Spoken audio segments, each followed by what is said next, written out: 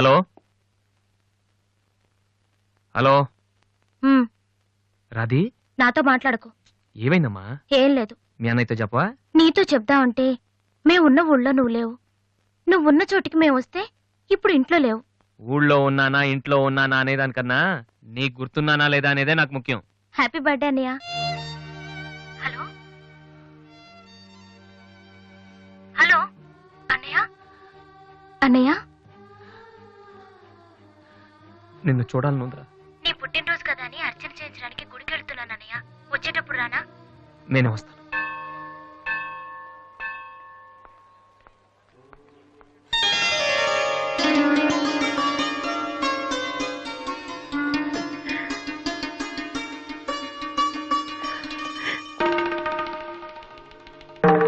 కమలా,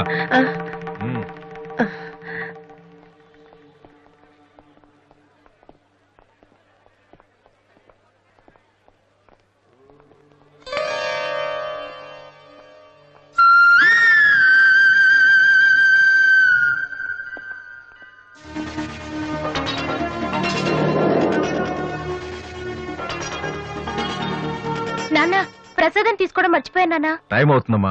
ఇప్పుడే వచ్చేస్తాను. సరే, త్వరగా రా. రాధే, అన్నయ్య హ్యాపీ బర్త్డే అన్నయ్య. థ్యాంక్ యూ రా. సారీ అన్నయ్య, అమ్మ నేను బయలుదేరుతుంటే డాడీ కూడా వచ్చేసారు. ఇలా దొంగతనంగా కలుసుకోవాల్సిన పరిస్థితి వచ్చిందిరా. అన్నయ్య పర్లేదురా, నువ్వు ఒక్కదాని ఉన్నావు చాలు. సరే నువ్వు వెళ్ళు, నాన్న మళ్ళీ వెతుక్కుంటూ వస్తారు. ఓకే.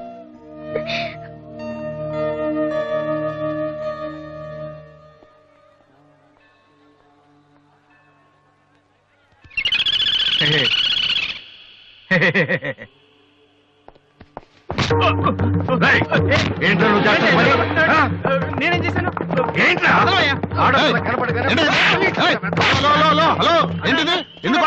కూతురు చేయలేదని కొట్టేసినాడన్నా. నీ కూతురు అయితే ఇంట్లో పెట్టుకోరా, గుళ్ళోకి తీసుకొస్తే చేతులు కాళ్ళు తగులుతారా మరి.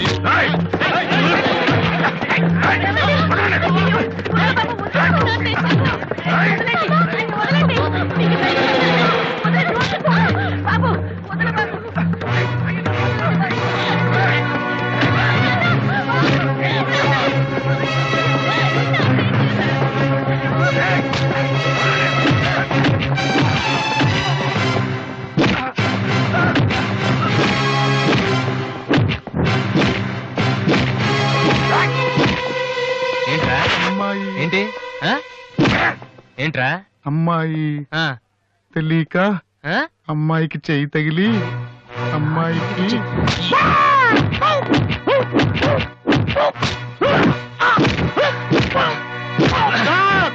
నేను ముట్టుకోలేదు సార్. మరెవర్రా?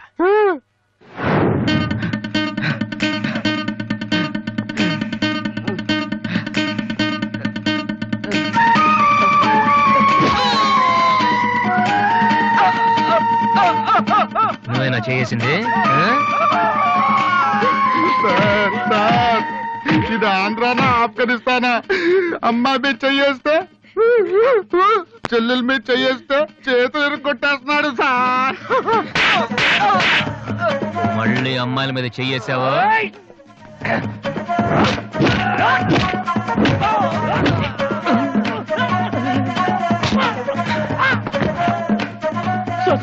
నేను ఇంటికి పెద్ద కొడుకు సార్, చెయ్యి మాత్రం మెలిపెట్టి వదిలేడు సార్. మళ్ళీ పిచ్చి పిచ్చి వేషాలు వస్తారా? ఏంటి వింటావా? వెళ్ళు వెళ్ళు.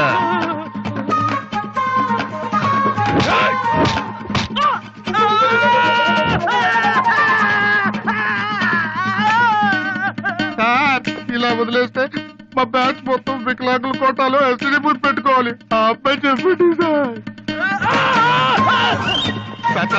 సార్ అందరినీ ఉతికేశారు సార్, నేను ఒక్కడే మిగిలిపోయాను సార్. సార్, నేను చచ్చిపోతే దానికి రెస్పాన్సిబిలిటీ మీరే సార్. నేను చచ్చిపోతే దానికి రెస్పాన్సిబిలిటీ మీరే సార్. మీరే సార్.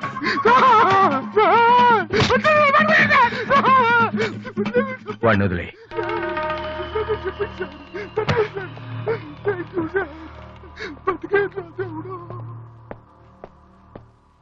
వాడేం తప్పు చేశాడని మీరంటే ఎక్కువ గౌరవం ఇస్తాడనా, లేకపోతే మిమ్మల్ని ఎవరైనా ఒక మాట అంటే వాళ్ళ రక్తం కళ్ళారా చూసే వరకు ఊరుకోడనా? ఇదే ఇలా చూసే ఇన్నేళ్ల నుంచి నన్ను మాట్లాడకుండా చేశారు. కానీ ఈ రోజు మాత్రం నేను అడగాల్సిందంత అడగకుండా ఊరుకోనండి. ఏదో శత్రువుని చూసినట్టు చూస్తున్నారు. ఏం తప్పు చేశారని చెట్టంత కొడుకును పట్టుకుని ఇంట్లోంచి పొమ్మని గంటేశారు. పొమ్మంటే వెళ్ళిపోవటమేనా? నాన్నగారు మీరు చెప్పినట్టు వింటాను, ఆ మ్యూజిక్ జోలికి వెళ్ళను అని ఒక్క మాట అన్నాడా? ఇప్పుడు అంటున్నా నాన్నగారు. అవును నాన్నగారు, నా తప్పు నేను తెలుసుకున్నాను. నా కళ్ళు తెరుచుకున్నాయి.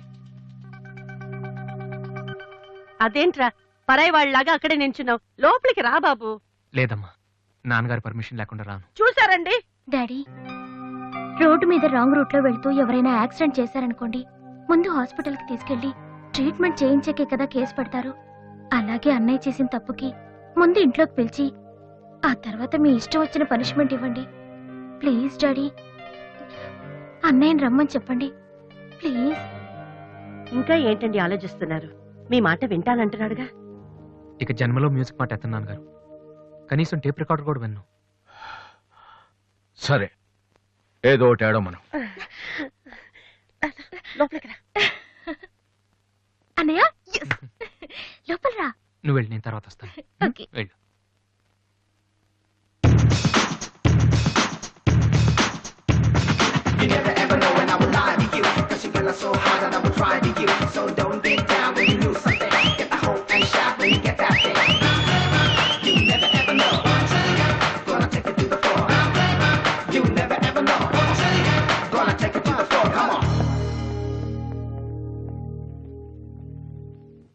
ఏంట్రా ఇది?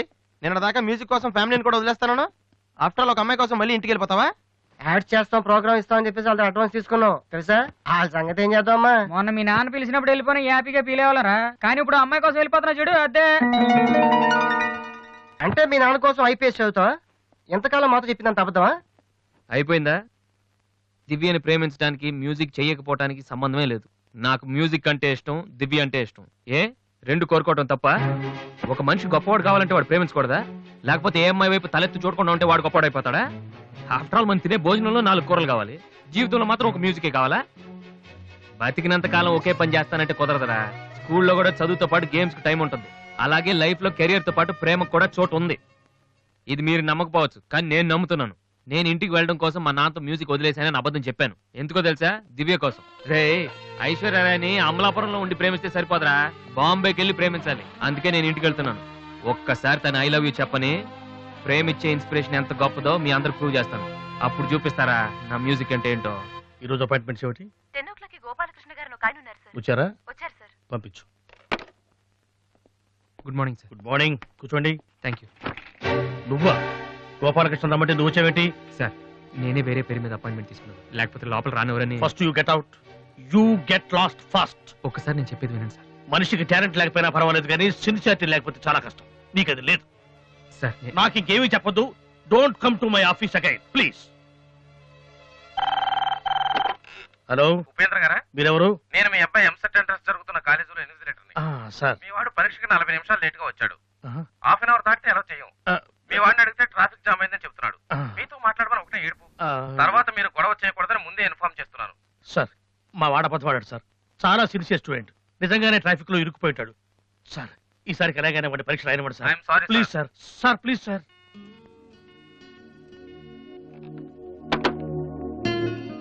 ఏమైంది సార్? 2 సంవత్సరాలు రాత్రింబవళ్ళు కష్టపడి చదివాడయ్యా మా వాడు ఇంజనీరింగ్ ఎంట్రన్స్ రాయటం కోసం.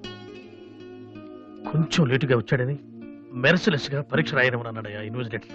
ఎంట్రన్స్ రాయనివ్వలేదని మా వాడేమన్నా చేసుకుంటాడేమోనని భయంగా ఉందయ్యా. ఒక్క నిమిషం సార్. మీ వాడు ఎంట్రన్స్ రాస్తున్నాడు. ఆ ఫోన్ నా ఫ్రెండ్ చేత చేయించాను. మిమ్మల్ని కాసేపు టెన్షన్ పెట్టినందుకు సారీ సార్. ఇదంతా మళ్ళీ నాకు ఛాన్స్ ఇస్తానని చేయలేదు సార్. ప్రతిదానికి ఒక కారణం ఉంటుందని చెప్దామనే సార్.